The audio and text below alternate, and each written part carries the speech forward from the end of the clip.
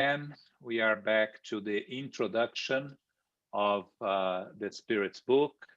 And before we continue, I just want to go over quickly on what we study because this is the item that covers the basic aspects of Spiritism.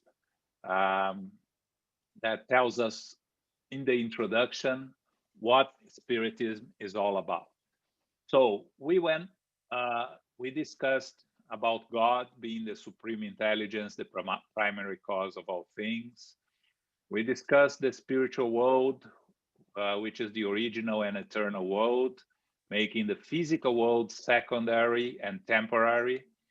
Uh, we discussed that spirits have a physical body when incarnated, but always have a spiritual body called perispirit, and that the body and the soul are linked and connected through the perispirit, which is the spiritual body, the spirit and the body. So the spirit is an individuality, it's not something abstract. It continues living after leaving the physical body. We have different classes of spirits, and spirits are always progressing, never regress. So spirits will move uh, upwards or forward on the spiritual evolvement and change classes as they evolve morally mostly. So the spirits must incarnate many times to continue their evolution. And finally, we discussed that spirits are reunited with loved ones when they go back to the spiritual world. Of course, the loved ones that are able to meet them, because we may have loved ones that are in no conditions to meet with us because they are going through their own struggles. Any loved one that is more evolved than us will most likely be there, and we have links of affection. They will be there waiting for us and ready to help and assist us.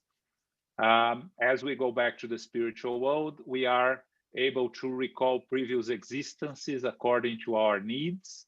So it's partially, we fully remember our immediate incarnation that we just left, but previous incarnations we will remember on a need to know basis only.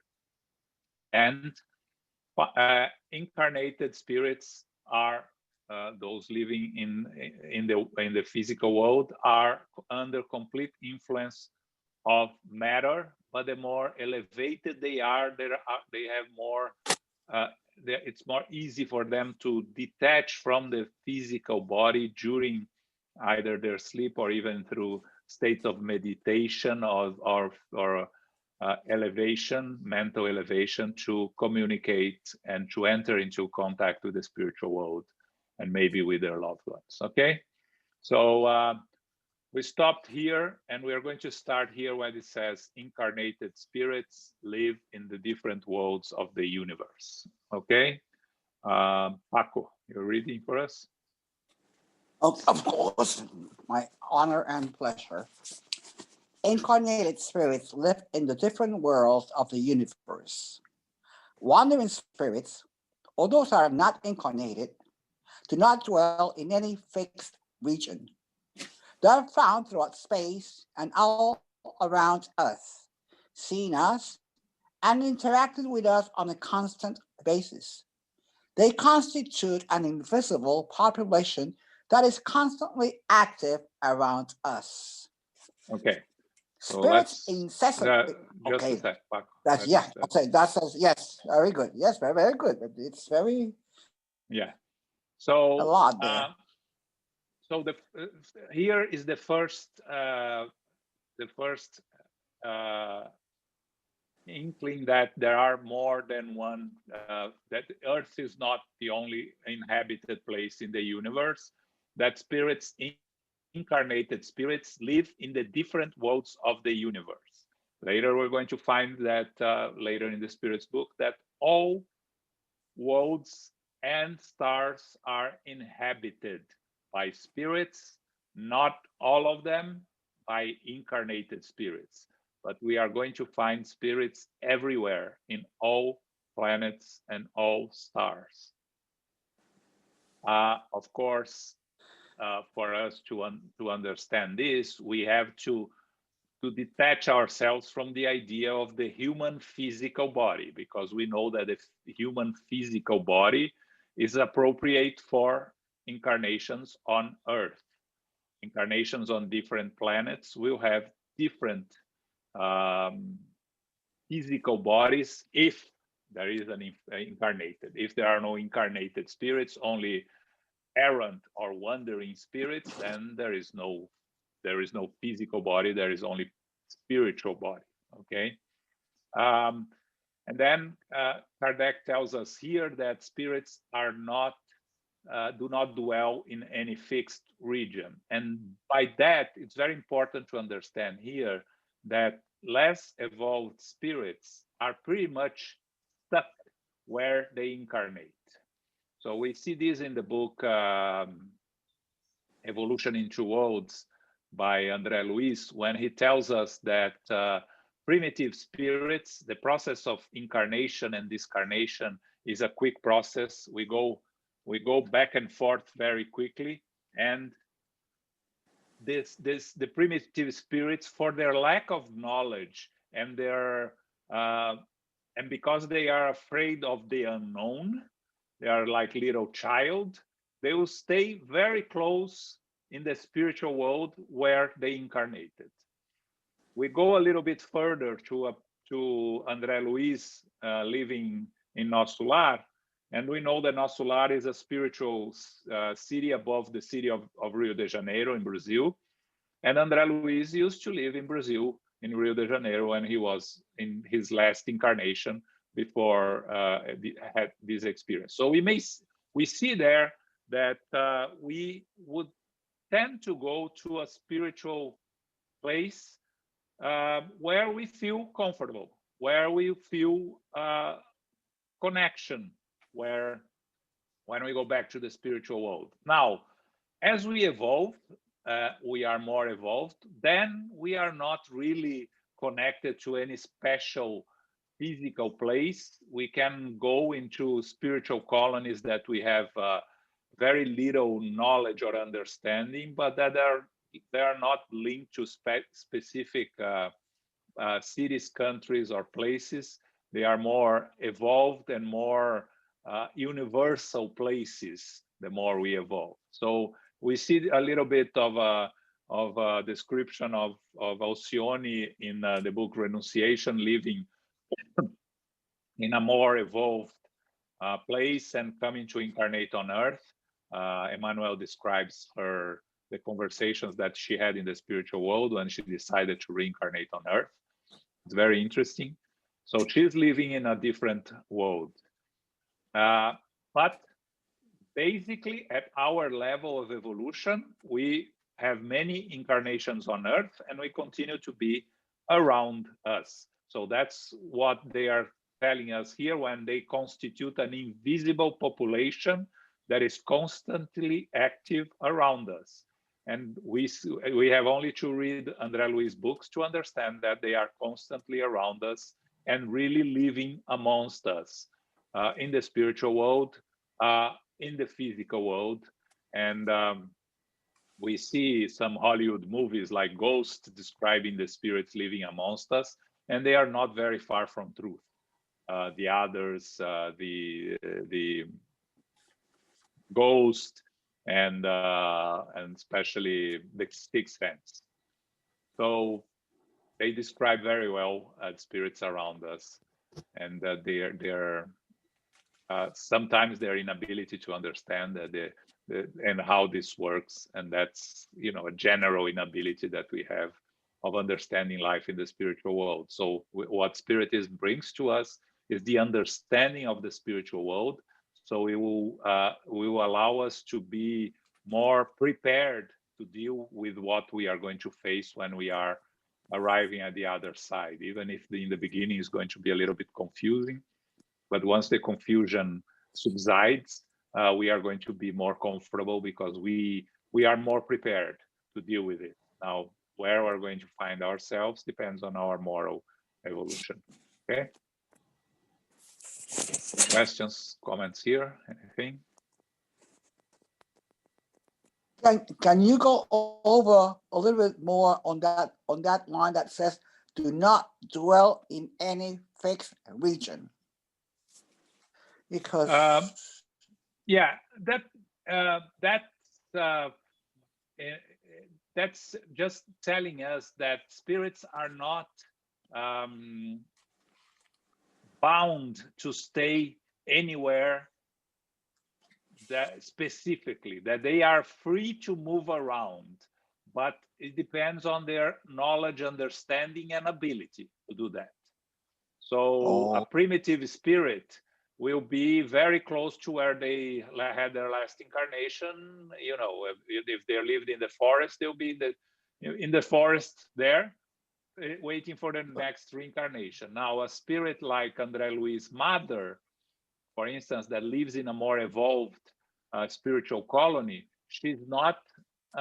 She doesn't stay there. She wanders in space according to the needs of her work that she has. So that's what they mean by not dwell in any fixed region. That depends on our level of evolution and knowledge, but it's not. We're not chained to any specific region of forcefully chained. Depends on us to move about. Yeah, I think that point is very important to be made, that the less evolved the spirits, they are pretty much fixed in regions, as I said in the beginning. The very primitive spirits, even when discarnate, are very attached to material things. Even the quality of the density of the perispirit will limit a more primitive spirit to transit anywhere they want. More evolved spirits with a more spiritualized, a more ethereal, so to say, perispirits, who will be able to transit with greater freedom. Having said that, spirits are not just out there flying around. They have things to do, they have work to do, and usually their work is confined to one place. So they will be working, spend some time in one other place, not just flying around from one place to another with no reason. Okay. Thanks, okay. Go ahead. Yeah. Spirits incessantly exert action over the moral and physical worlds, acting upon both matter and thought. They powers of nature that effectively causes many phenomena which currently remain unexplained or misinterpreted, and for which only Spiritism provides a rational explanation. Spirits are involved in relations with humanity. Good spirits try to lead us. Yeah, Paco, we're having problems we are having problems with our connection again. It's cutting. So I think I'm going to ask Zoraida to read for us. Okay. Sorry. Yeah. Choppy. Okay. I know. I hear you choppy too. So ask. Okay. Yeah. So okay. Start with here, Zoraida. Spirits are incessantly. Okay. Spirits are incessantly involved in relations with humanity. Good spirits try to lead us to what is right, support us through the trials of life, and help us bear these trials with courage and submission. The immortal ones tempt us to do wrong. For them, it is a pleasure to see us fail and thus become more like them. Okay. Spirit communications with human. Okay. So here we are entering in the part that we are studying with Elmo in the second part, in the introduction of the Mediums book and the beginning of the Mediums book. Mm-hmm. So a lot of what we are going to see now is what we've been studying with Elmo. we know that spirits, they are constantly around us, and they are incessantly exerting action over us, around us, and trying to influence us both positively and negatively. Spiritism comes and provides a rational explanation, meaning through the medium's book, we learn how this communication and how this influence is done more in depth. So for those that want to understand better, I highly recommend for you to stay to the second part always. So we are studying the influence of spirits on our daily lives and how mediumship works. So, you know, later in one of the questions of the Spirits book, the Spirits tells us that the spirits are much more involved with us than we actually think. That it's actually them that direct most of our thoughts and our actions, and that, of course, puts a responsibility on ourselves, on the thoughts, on our thoughts, and what we are going to do with our thoughts, and what we are going to listen. Again, for those that watched the lecture about thoughts the last Saturday by the United States State Spiritist Federation, was a very interesting lecture, and she discussed the process of thoughts and influences of spirits and all these that we're talking here. But she, you know, the points there is that the importance of if it's from us or if it's from the spirits, it's not that relevant. What's important is how and what we do with these thoughts, and if we allow them to guide, to direct us on what direction, if we are going to use it positively or negatively. So spirits are always here around us, our familiar spirits, our guardian angel, always trying to help and protect us. But sometimes we decide not to listen to them, and then we have our friends, you know, from previous existences that we share our misdeeds, or that we persecute or were persecuted by them, and they are still wanting to exact revenge on us, and so they are the ones that are tempting us to do wrong, and they want to see us fail, because for two reasons: because they don't want to be left behind alone, or because they don't like us and they want us to fail as a way of vengeance. Okay. Okay. Spirits' Okay. communications with human beings can be either imperceptible or obvious. They make indeceptible communications through the good or bad influence that they exert on us without our cognizance.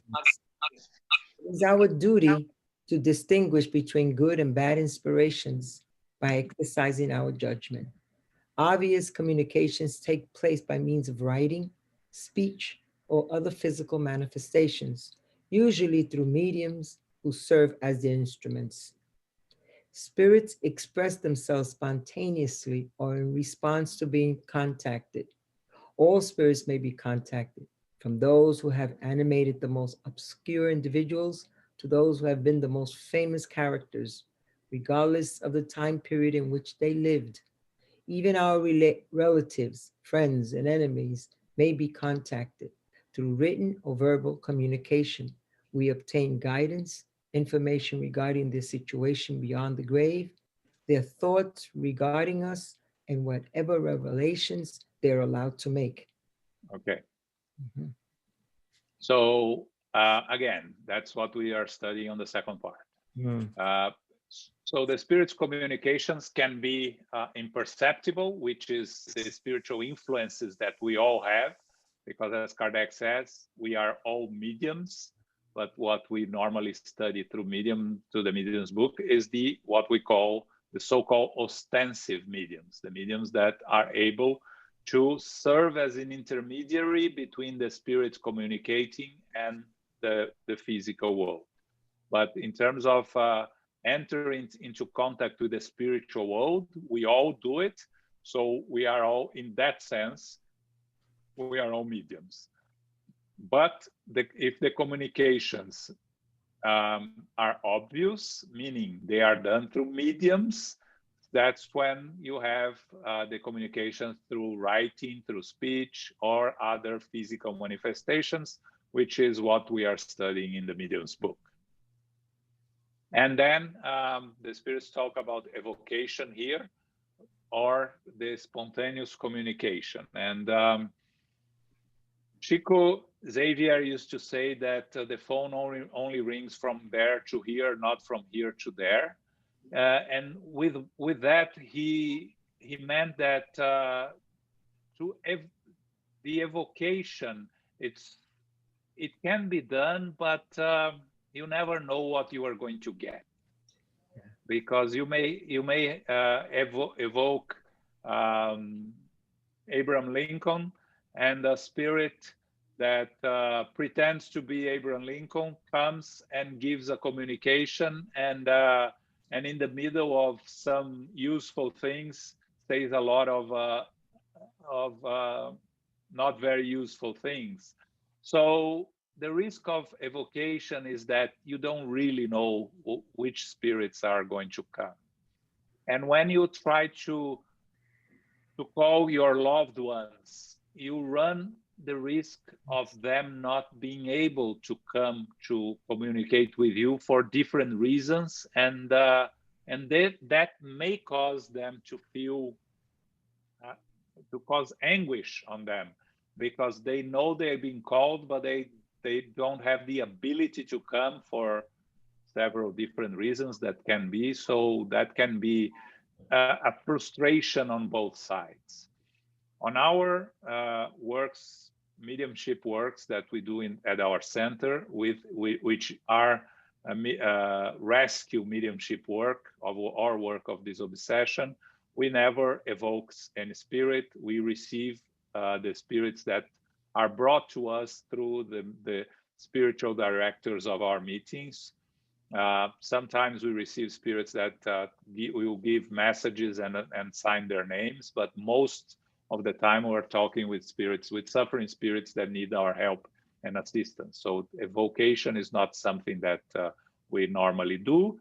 But again, there's nothing wrong with that, as long as you know what you are doing and you are prepared to really analyze the communications you are getting. So this is through these communications, we obtain guidance and everything else. And through the communications of the spirits is why we are reading and discussing these books, because all the answers from questions that we're going to start very soon were given by the spirits. So through psychography. So that at the time of Kardec, as Elmo is repeating on the second part very often, the communications were done basically through a psychography, which is written communications. Okay. Yeah. Questions, comments? Okay. Spirits are attracted through empathy for the moral nature of those who contact them. Superior spirits enjoy serious-minded sessions, driven by the love of goodness and the genuine desire to learn and improve. Their presence deters inferior spirits, who on the contrary are attracted to free access and may freely act on frivolous individuals or those guided by mere curiosity, and wherever immoral instincts are found. Instead of obtaining good advice or useful information from these spirits, nothing is to be expected from them but trivial diversions, lies, tricks, or hoaxes, as they often assume the names of the most respected and recognized individuals in order to more effortlessly lead people astray. It is very easy to distinguish between good and wicked spirits. The type of language that superior spirits employ is always proper, honorable, characterized by the highest integrity, and free of any trace of human passions. Their guidance provides the purest wisdom, and their first priority is always to aid in our improvement for the good of humankind. In contrast, the communications of inferior spirits are full of inconsistencies, and their language is often thoughtless, trivial, and even vulgar. While they sometimes say things that are good and true, they more often make false and ridiculous statements prompted by ignorance or malice. They prey upon the gullibility of those who question them, amusing themselves by flattering their vanity, duping them with false hopes. In short, enlightening communication is always obtained through serious, thoughtful interactions in which the participants are connected by an intimate association whose purpose is the pursuit of goodness. Okay. So, how this connection is done? Spirits, superior spirits, they will come to meetings that have a serious purpose. We are not talking here about intellectually evolved people. We are talking about meetings that have the purpose of helping and assisting the incarnated or discarnated, enlightening also both sides, a serious work. So every time that you get a Ouija board and start to playing with it, you can have no expectation of attracting serious spirits. You are going to attract spirits that are going to come to have fun. So when Kardec talks here are attracted to free access and may freely act on frivolous individuals or those guided by mere curiosity, we're talking on this type of games. Whenever you play with the spiritual world, you'll find spirits that are willing to play with you. Like, in the end, spirits are just us on the other side. So anything that you want to do here on earth, good or bad, you will find companions. So anything that you want to associate with the spiritual world in terms of good or bad work, you are going to attract spirits that are going to attend. So the problem is for the credulous people that in frivolous sessions try to obtain good messages or enlightened messages from the spirits. And the risk they run there is that the spirits will present them with their advices.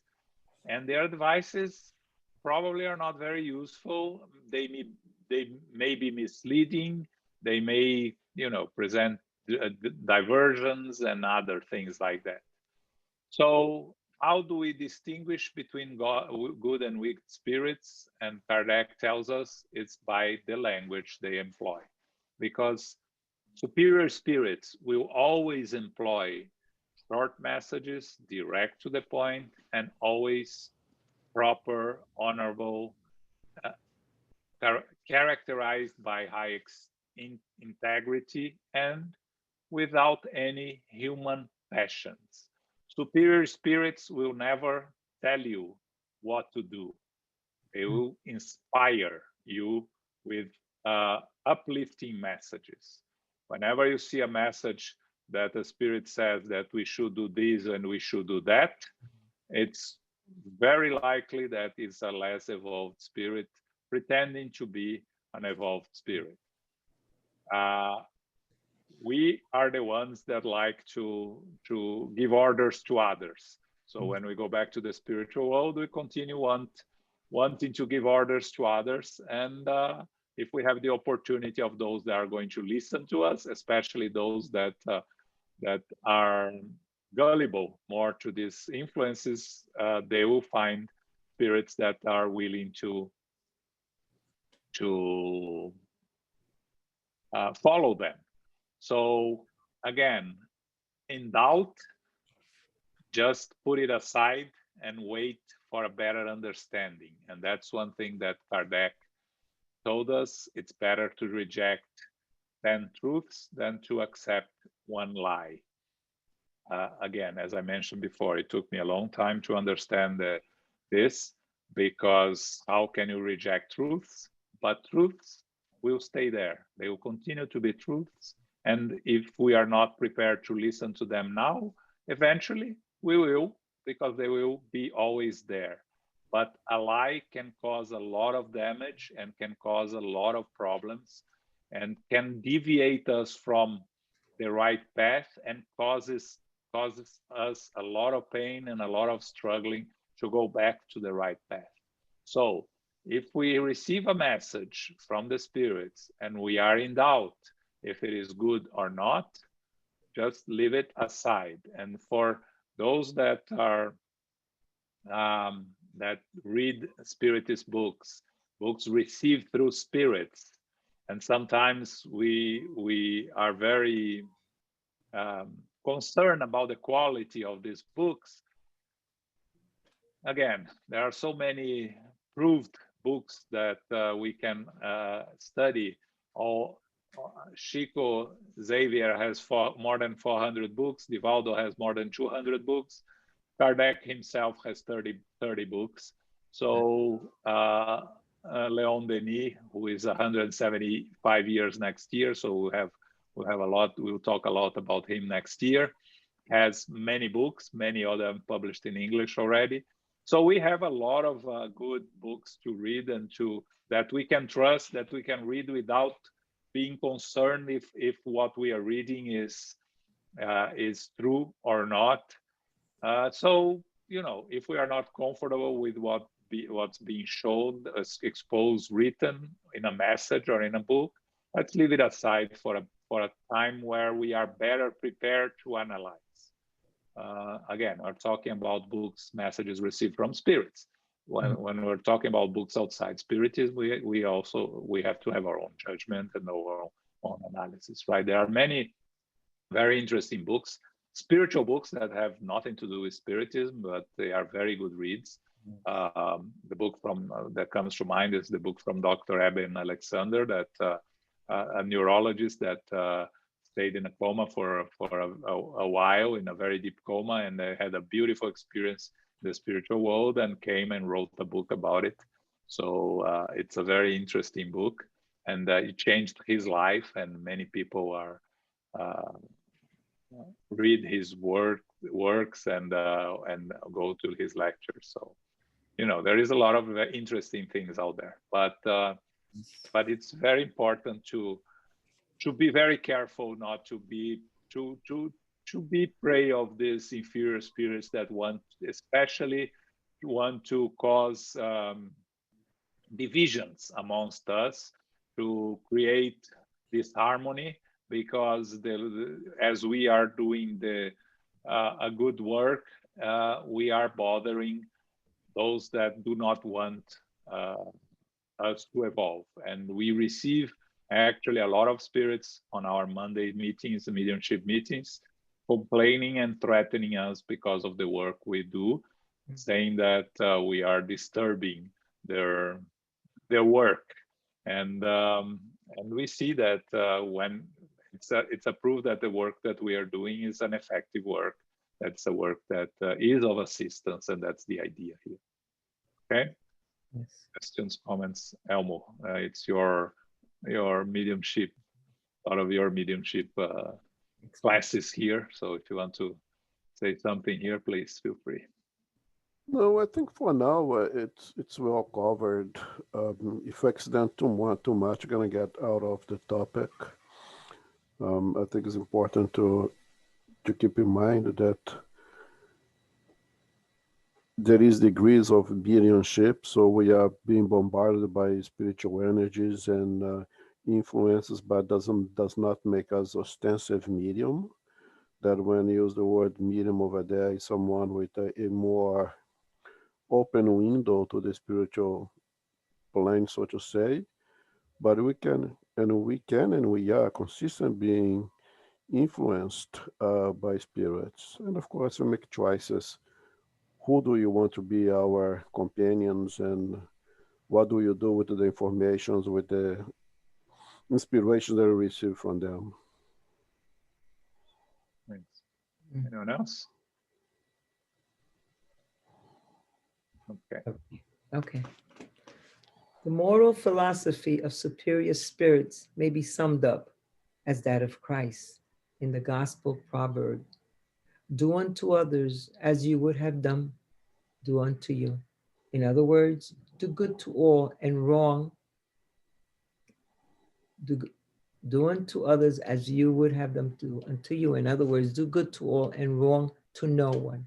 This provides humankind with a universal rule of conduct, applicable even to those matters which seem the most insignificant. They teach us that selfishness, pride, and sensuality are passions that cause us to regress to our animal nature by attacking us to matter. Those who detach themselves from matter in human lives by showing disdain for trivialities and by loving their neighbors bring themselves closer to their spiritual nature. We should all strive to be useful according to the abilities and means that God has given us.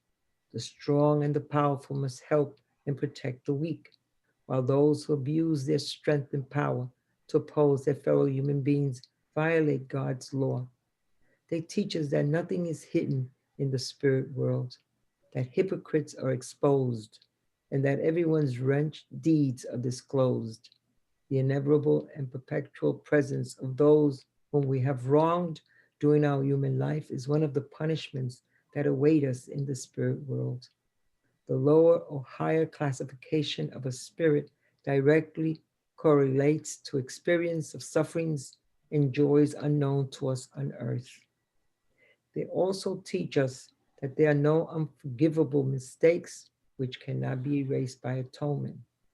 We accomplish this during the different existences that permit us to progressively advance according to our desire and the effort we put forward to reach our ultimate goal, perfection. This is the summary of Spiritism as contained in the teachings imparted by superior spirits. We will now explore the objections to it. Okay.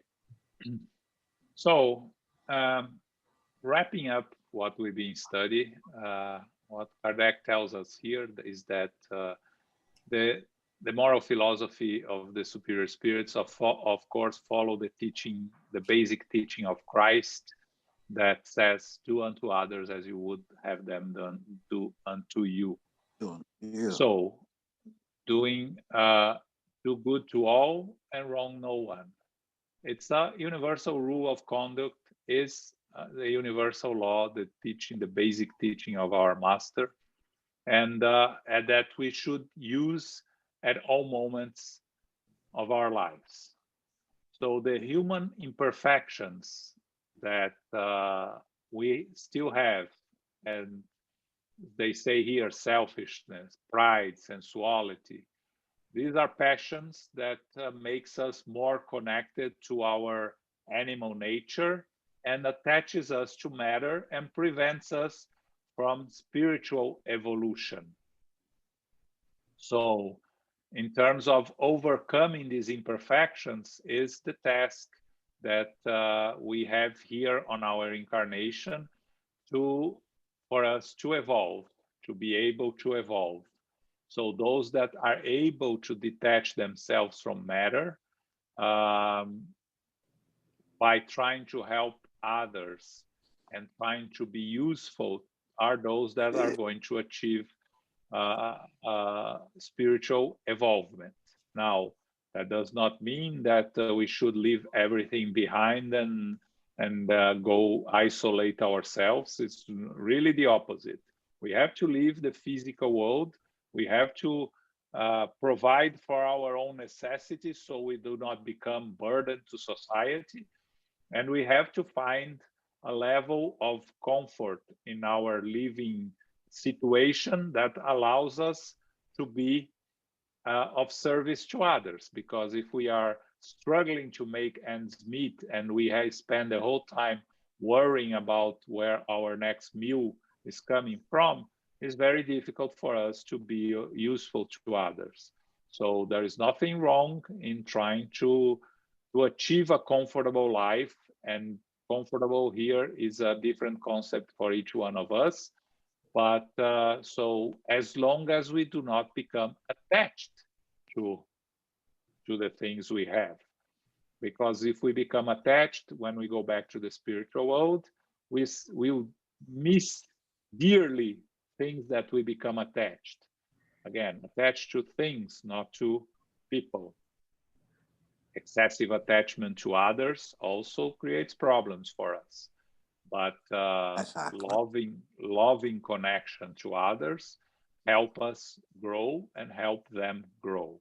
It's important. We live in society. We need to take care of each other and evolve together. But it's important for us to understand the whole concept of the purpose of our incarnation here. And that's what the superior spirits are here trying to help us understand that we are here to help each other. And there are consequences for not following this. So, and nothing is hidden in the spiritual world. And what do they mean by that? Our thoughts are exposed to more evolved spirits. They can read our thoughts. Again, it's not that they are going to be invading our privacy. It's not that. But because our thoughts are matter and they can see what we are thinking, we are exposed in the spiritual world, like we are exposed here in the physical world to spirits that more evolved spirits or less evolved spirits according to our vibrational level. So everything that we did that caused harm to us or to others are exposed when we are back in the spiritual world. But in the end, our conscience is the one that is going to judge us and is going to make us face the consequences of our own actions. The natural law is a law of cause and consequence, but we are going to face the consequences according to our own conscience. And the more we know, the more responsible we are. So if we are making mistakes without the knowledge of what we are doing, there is not much consequences for that because we didn't know what we were doing. Now that we know better, we are much more responsible for what's happening around us, that we are not paying attention and not being helpful to our brothers and sisters in need. So, as they say here, the lower or higher classification of a spirit directly correlates to this experience that they had on earth. So when we go back to the spiritual world, we will find ourselves in the lower zones, in the rescue houses of assistance, in Osular, or in more superior planes of existence, depending on our moral evolution and our ability to evolve here on Earth. But it's very important to end these comments by Kardec is that spirits always also teach us that there are no unforgivable mistakes, that all mistakes can be erased. All our mistakes, even the very big ones, the ones that we wish to forget that we ever made, and especially the ones that we did in previous incarnations when we were much less evolved than we are and we made worse mistakes that we are making now, they are all mistakes that will serve a purpose, will have to be atoned, we'll have opportunities, and the opportunities come through the different incarnations that we follow. And as we come to a new incarnation, we progressively advance, atoning for our mistakes, correcting fighting our imperfections, and according to the effort we put forward, because in the end the objective is to achieve perfection, as we discussed here, relative perfection. And as we reach relative perfection, reincarnation is no longer needed. And then we start to work directly with God as co-creators of the universe.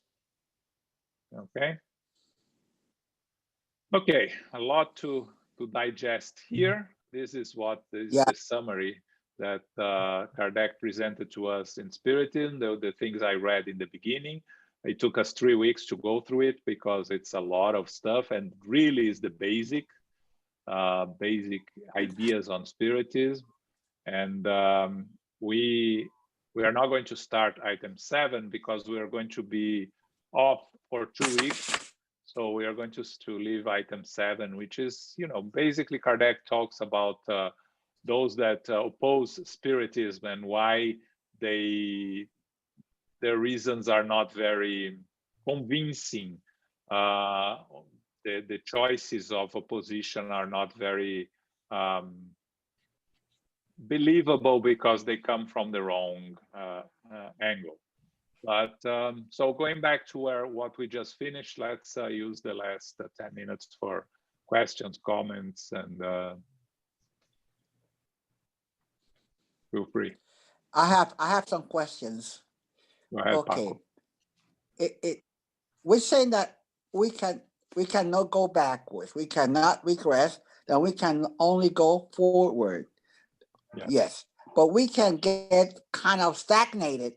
Am I correct? Stay there without no progress. Because yes. if I'm a wicked spirit, if I'm a wicked or evil spirit, I'm going to relate to evil spirits. Yes. Because that's my nature. So how do I break that cycle? Well, because I do need intervention, Joao. I need intervention from someone a little bit more ahead of. I don't want to call it ahead of. You know what I mean. I need a little bit of help. Yes, help is always available. The question is, when are you prepared to receive the help? So normally, it takes us some time, and again, it's different for each one, to reach that level that we get exhausted of acting on our evil tendencies. We get to the end of the line, and that's when we get to the bottom of our troubles, and that's when we accept the help and assistance that is always available to us. So how are we progressing when we are being evil to those around us and we are causing destructions? Because even when you are doing that, looking back to it, when you stop doing it, you will learn what are the ways what did you do wrong, and all this evil doing will take you to a point where you will need help and assistance to get out of it. So that's the progress. You are actually learning what you should not be doing, and that is going to help you in the future. You are not realizing it while you are acting on it, but that's what that's the progress. That is difficult to understand. Once someone said, no, well, I understand. If someone kills 5 people in this incarnation, where is the progress? Well, and then you can say, well, in a previous one, they killed 30 people. So it's progress. It's difficult for us to understand that. But also, when we are doing nothing, good or evil, when we are stationary, we are always progressing, because eventually we'll look back and see what a waste of time, of a waste of existence we had. And that is a learning process also, that the evolution is very small, but it is moving forward in a sense, even when we are doing nothing. and it looks like we are stuck in time. We are never, we are always progressing, even if it's not perceptible at the moment. When we look back, we will see that there is something that we are learning there that is causing us to progress. Very good. So, Joel, I can say then, can I say the following, that even in the vortex of that negative experience, I am still learning. Yes. We're always learning. Yeah. We're always learning, even in the vortex of Yeah. negative experience until, yeah. Yeah. Very good. Because at least you are learning for your own good what you shouldn't be doing when you recognize later the mistakes, right? Not to go back to that same whatever negative experience. Yeah, you see people that commit crimes and then go to jail and then repent, sincerely repent, because not everybody does their crimes. They wish they could go back in time and not do it again. Anyway, so they learning, right? Even if when they fell to their worst instincts, they're learning not to repeat. Exactly. That's very, yeah. Thank you. It's quite reassuring what you're saying. Yeah, we have to look at the law of progress through a bird's eye view. Exactly. We cannot look at it in one incarnation, in macro one instead of year. micro. Yes. You macro have to look. You have to look 200 years ago and see how much humankind progresses, right, and continue progressing. So we're going through a pandemic here, and we are all suffering and going through pain, and some people more than others. But when we look back, maybe 50 years from now, 100 years from now, we will see this time of pandemic as a time of learning for many things. And Elmo was mentioning on Sunday the development of the vaccines and the progress that was already being made on this vaccine. And I'm not going to try to repeat what he said on Sunday, but this is progress. We are always progressing. So, even in the darkest of times, we are progressing, and spirits are there to help and assist us. Anton, yes. It says that you can distinguish between a good and a less good spirit by the language that they use. Now, what happens if one is not a hearing or writing medium, but they're getting intuitions? So how can you distinguish if that intuition is coming from a good or not a good spirit? You have to use your judgment on and you may use God's Christ's proverb, right? Do unto others as you would have them do unto you. So what the inspiration you received, is it going to be of benefit to others, to you, to others? Is it going to help you progress? Or if you are in doubt, wait. If you're not sure of what the inspiration tells you, wait for more thought process, more inspirations. Because if it's good, it will continue with you. We will come back. We'll come back in different form. If it's causing you to choose the wrong path, then eventually you'll find out. It's not simple, because we have to try to analyze our thoughts and separate our own instincts from the what we receive from spirits, and also our own biases, because we have those. So it's not very easy. It's an exercise, it's a learning process, but we have to pay attention to them and reflect on what they are bringing to us. Is it positive for us and for others? Is it helpful? So there are several questions we can ask ourselves in terms of following these instincts or not. I think I'll ask Elmo to complement this because I think he can help here also. And in a long-term decision making, I totally agree. If you receive inspiration to do B or C or D, you reflect upon what will be the consequences of each one of those choices. If they lead to goodness, likely comes from a good spirit.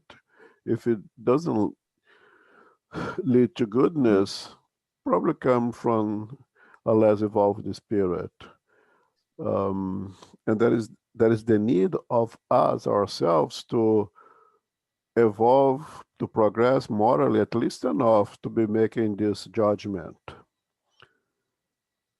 At a short term, I was thinking when you asked, I said, I was thought here, what if I lost in the middle of the desert and there is two options to take, side the right or left, and I received the inspiration, take left. And I would think, well, take left doesn't give much room for me to analyze if it's a good or bad spirit who wants me to go to the right side or to the wrong side, right? So my suggestion would be to take a moment, make a sincere prayer, and likely, if it is from a good spirit, it will repeat, take that same side. If it is from a less evolved spirit, that intuition will disappear. Okay, thank you. Sure. Okay, any final question here? We have 1 minute left. Renato had a question, no? Renato, you had a question? Yeah, no, I was thinking it's something that I always ask, and because we acquire knowledge and we talk about the responsibility. Are you hearing me? Yes. Yes, yes. Okay. But I know you know that the way I think is, if we're still making the same mistakes, to me, we haven't learned yet. And I was just thinking to myself, I understand that I almost said that once, that there's levels of understanding and learning, and and putting to practice, and we should not be able to do this or that at the level that we are right now. But the way you mentioned before about the responsibility that we have, and sometimes I look to myself, I keep on doing the same mistakes. I'm kind of worried. So yeah, that's what I was thinking. It wasn't much of a question, it was more of a comment. Reflection. Yeah, reflection about, do I really learn it? Do I really understand what João is saying regarding compassion and charity and goodness, and apply yourself? And I'm not quite sure, but ongoing process. That's what I was. Yeah. If you were not here on Sunday, right? Elmo used the fake it until you make it, right? We need to learn from our mistakes. Sometimes we have to repeat them because we are not learning enough. Because once you fully learn from our mistakes, we are not going to repeat them. If you are repeating them, we still haven't learned, and we still need to go through the experience. It is still a challenge for us. So it's a process, and the thing is, we would like, on one hand, we would like to overcome everything as soon as possible. On the other hand, we are lazy. That's the reality. We fall back to old habits, and we are, sometimes we do not make the necessary effort, actually, most of the times. So that causes us to fall on the same end up doing the same mistakes. And but you know, as we discussed here, if they are small mistakes, they start growing on us, and eventually we will learn. We will be able to overcome them. And the fact that we keep coming back to study, to dedicate ourselves to this type of classes, it's a sign that we are making an effort. Even if we look at ourselves and we think that we are failing, we are not really. We just have to look at ourselves back 10, 20 years ago, and see that we are better today than we were before. Even if you don't see much difference, there is difference. And I you know, and I know you, Renato, and I see the difference. And you know, sometimes it's easier to see the difference on others, but I see the difference, and I see the difference in myself also. So again, it's slower than we would like, but it's happening, and we will continue to evolve. Okay. All right. We have to stop here because we went over a little bit. So very important. We are closed for 2 weeks now because Christmas Eve and New Year's Eve are both on Thursdays. So of course, I want you all to be with your festivities with your loved ones as much as you can. Be safe, respect social distance, don't go partying too much, but yeah, of course, don't go out. yeah, of course we are not going to have the meetings, but the Tuesdays at noon and the Sundays at 11 we will have both on both weeks. So we'll be here this Sunday with On the Way to the Light. We'll be here the following Sunday, which is the 27th, with a Q&A question, because it's the last Sunday. We're not going to do a lecture because a lot of people won't be able to watch. So we'll be just doing the Q&A, me and Elmo. And Jussara continues to study the book Alert by Divaldo Franco and Joana de Angelis on Tuesdays at noon. Okay? So, this Saturday, I invite you all. There's a very interesting year-end event organized by the United States Spiritist Federation. Instead of the regular lecture, they are going to have a live talk with affiliated Spiritist organizations. The title is Inspirational Legacies from Evangelical Times, and it will be Jussara. It will be Daniel Santos from the Spiritist Societies of Maryland. It will be Peter Hayes representing our own Tri-State Spiritist Federation. Dan Assisi from the California Spiritist Association. Marcelo Neto, the president of the Spiritist Federation of Florida. And Sonia Doi, the president of the Spiritist Medical Association. So they will be joining together to talk a little bit about this subject and our year-end celebration of the United States Spiritist Federation.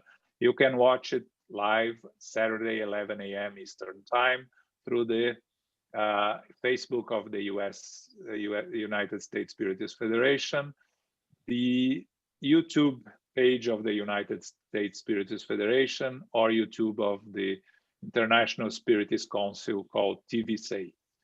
Okay, you're all invited for this Saturday. So I'm going to ask Carol to do our final prayer. Thank you, John. Thank you, Elmo. Infinite Creator, Supreme Intelligence, and First Cause, we are grateful to be together this evening for our presentations regarding the Spirit's book, the introduction. We are grateful to know that we are helped and also surrounded by the good spirits. The good spirits live in other worlds as well, but we do have access and we can ask for assistance, that we can be guided, that we can be inspired, and that we continue to take the higher road on this path. At our level, we may have many incarnations helping us to improve each one and each and every time that we are back in a physical body. The lessons that have not been learned can be learned in each new incarnation. We are also able to receive the good spirits and their guidance if we ask and if we do our part. We humbly ask for the good spirits as well as our mentors and our benefactors to be with us, to help us to grow, to be inspired, to be continuously developing, and to continue with our studies. We are asking to continue with our prayers, with our mindfulness and studies throughout the week, always trying to improve that which we know we need to improve upon. We never give up hope. We continue to go forward. We continue to bring forth the goodness within, the lessons through Christ, the moral teachings that also inspire us to keep on this good path. As we close this portion of the meeting, may we continue to go forward in safety and protection, going forth to family, friends, loved ones, and our co-workers. May we inspire them as well, and may all those who are in need of support, encouragement, health, and continued belief and hope, may we pass that on with our lessons that we can impart as they receive them, as we can do so through discernment. We close now and ask to receive the love and light of Christ within, inspiring us this season, especially the season of light, the season of love, the season of goodness, to help our brothers and sisters in our community, in our state, in our world, and on our planet. There are many ways that we can be of assistance. We all have talents, we all have gifts, and may we share them generously at this time. We close now and ask to be beacons of light, to go forth in a deep faith, conviction, and goodness to share with others. So be it.